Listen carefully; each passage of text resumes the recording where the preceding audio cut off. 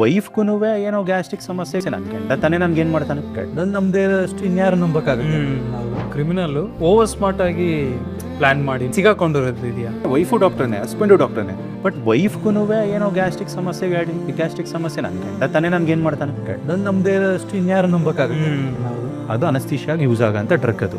ಆ ಡ್ರಗ್ನ ಡೋಸೇಜ್ ಸ್ವಲ್ಪ ಕೊಟ್ಟು ಇದು ಮಾಡಿದಾಗ ಏನಾಗುತ್ತೆ ಅಂದರೆ ಅದು ಪಾಯ್ಸನ್ ಆಗಿ ಕನ್ವರ್ಟ್ ಆಗುತ್ತೆ, ಡೆತ್ ಆಗೋ ಚಾನ್ಸಸ್ ಇರುತ್ತೆ. ಸೊ ಅದರಿಂದನೇ ಅವರು ಗ್ಯಾಸ್ಟ್ರಿಕ್ ಅಲ್ವಾ, ನೀನು ಮನೇಲೇ ಇರೋ, ಐ ವಿ ಲೈನ್ಗೆ ಹಾಕೋದು ಗೊತ್ತು, ತರೋದು ಗೊತ್ತು, ಕೊಡೋದು ಗೊತ್ತು.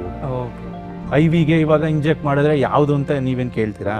ಡೆತ್ ಆದಮೇಲೆ ಅದು ಪೋಸ್ಟ್ ಮಾರ್ಟಮ್ಗೆ ಹೋಗೋಂಥ ಕೇಸೇ ಆಗಿರಲಿಲ್ಲ, ಯಾಕಂದರೆ ಮನೆಯವ್ರಿಗೆಲ್ಲ ಗೊತ್ತು ಹುಷಾರಿಲ್ಲ, ಪ್ರಾಬ್ಲಮ್ ಆಗಿತ್ತು ಇವ್ರಿಗೆ, ನಮ್ಮ ಅಳಿಯನೇ ನೋಡ್ತಿದ್ದ ಅನ್ನೋ ವಿಚಾರ ಎಲ್ರಿಗೂ ಗೊತ್ತಿತ್ತು. So that yellow point of ಟೈಮಲ್ಲಿ ಇವ್ರಿಗೆ ಇಲ್ಲ ಒಂದು ಪೋಸ್ಟ್ ಮಾರ್ಟಮ್ ಮಾಡಿಸೋಣ ಅನ್ನೋದು ಬಂದಿದೆ.